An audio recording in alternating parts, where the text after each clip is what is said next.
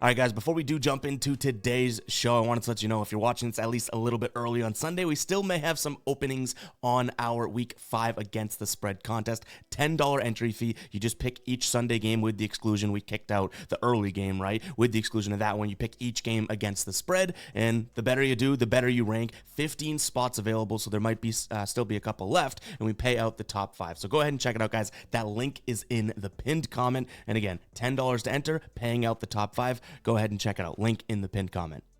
All right, YouTube, how you doing? Welcome back to the channel. It is Sunday, October 6th. We got 2 MLB playoff games to dive into in today's video. Like we always do, we're going to go through each of these games. I'm going to give you my lean on the side. I'll give you my lean on the total. We'll talk about any player props that I like win the game as well. But as always, guys, keep an eye on the pinned comment for all of my final plays. If you do want to fade me, all of those final plays are going to be in the pinned comment. Yesterday, that is a really small graphic, but you can see a lot more X's than there are check marks there. Phillies first 5 minus 0.5 was the only one we cashed.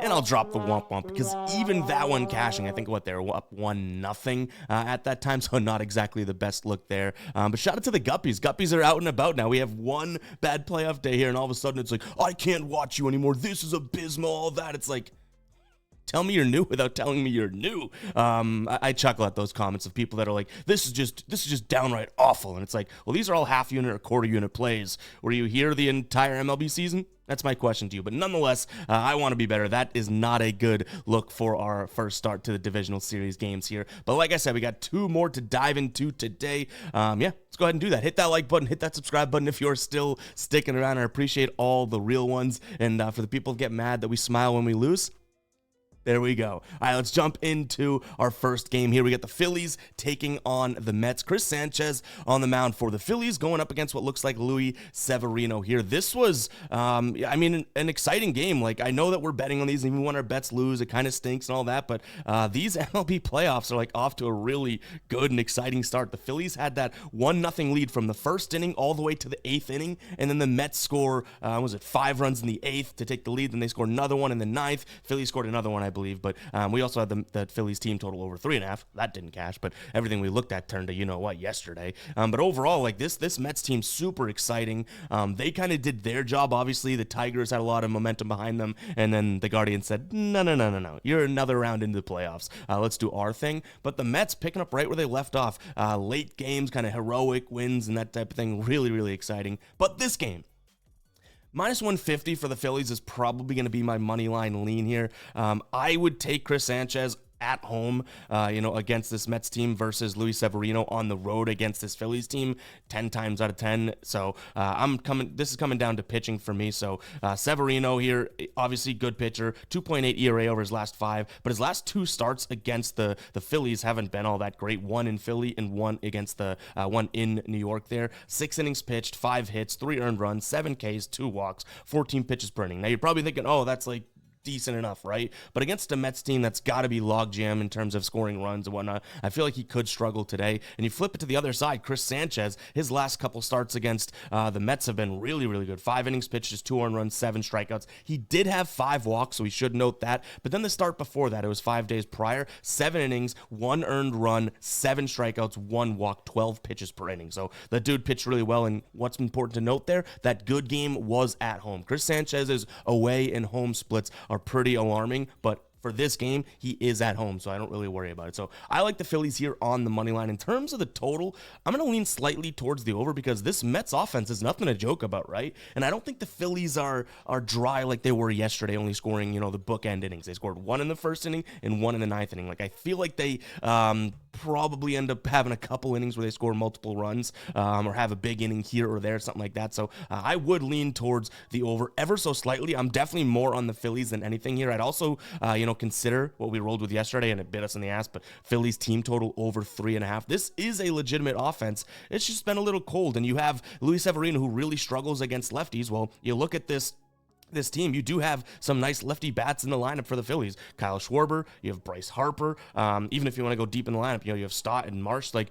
decent amount of lefties to be able to go out there and do their thing. So I like the Phillies to score some runs today, and I like them on the money line as well. But all those kind of correlate, right? Like the more runs they score, the better chances they have to win.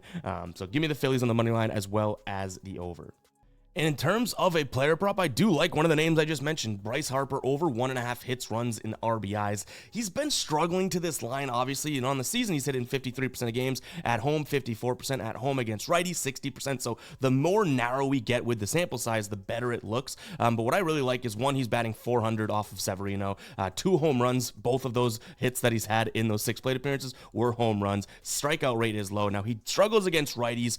We should know that, right? But not all that mightily. Like, his WRC plus is still 142, and Severino, like I already mentioned, struggles against left-handed batters, and the biggest thing I like is he's going to get 35% fastball, right? Well, his WOBA jumps from 380 to 391 against the fastball. You see the sinker as the number 2 pitch. His strikeout rate drops, and his WOBA jumps to over 400. The one issue is that the slider could be the pitch that gets him. Bryce Harper does not hit that pitch all that well, but even from a heat map perspective, the fastball, right? Severino keeps it up in the zone. Sounds pretty good to me in terms of what we see from Bryce Harper. The sinker, it's going to be outside on the plate. Sounds pretty good to me in terms of how Bryce Harper likes to hit the sinker. So 2 of the main pitches that he throws does look like, or do look like they could be nice juicy pitches for Harper. And in a spot in which maybe he can bounce back and do his thing, in a playoff spot at home, I like his chances. So give me Bryce Harper over 1.5 hits, runs, and RBIs.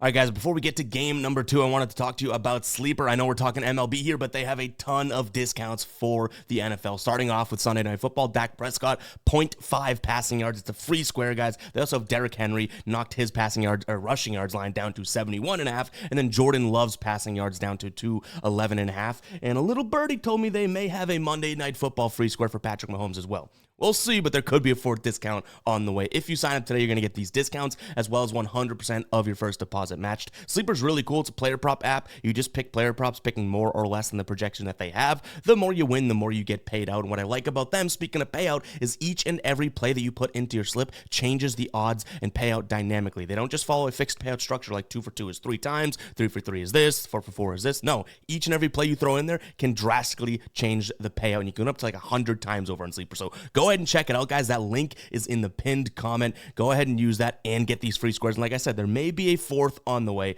Go check out Sleeper. Link in the pinned comment. All right, Dodgers, Padres. I was so close to pulling the trigger on the over yesterday, but obviously if you saw yesterday, you know that nothing that I saw was looking right. So obviously it overhits, and I didn't bet it, right? It was a lean for us, so hopefully some of you guys jumped on that one yesterday. But today we got the Padres at plus 120 dogs again. LA at home here, minus 145. Total sitting at 8. Jack Flaherty's on the mound for the Dodgers. In terms of how he's been pitching, I guess you could say good. He had some good starts. He didn't really end the season all that well. In fact, his last start was against his Padres team. 5 innings pitched, 4 hits, 3 earned runs, 5 strikeouts, 3 walks. He did let up a home run. I think he threw 100 through 5, so it was like 20 pitches per inning. In terms of on the mound for San Diego, is going to be Yu Darvish. Important to note here, the team, and I guess this is important to note, the team is 5-0 in his last 5 starts. He's got a 2 flat ERA.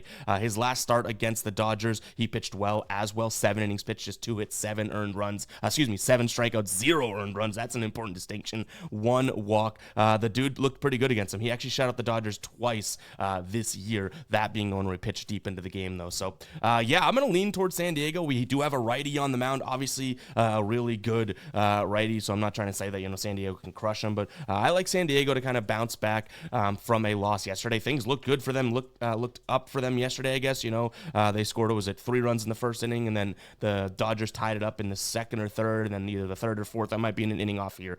They go and get 2, but then it was Dodgers no looking back, right? They scored like 6 runs later on in the game. So yeah, San Diego looked good. They started the game well. Dodgers came along, which is what they do. So again, I'm going to lean towards the over, but San Diego for that plus money seems like a spot in which I could definitely get convinced here. Just given the fact that, one, we have Yu Darvish's numbers against the Dodgers looking pretty damn good, right? And we have this Padres offense going up against a righty. They're much more comfortable against a righty. Did they have that luxury yesterday?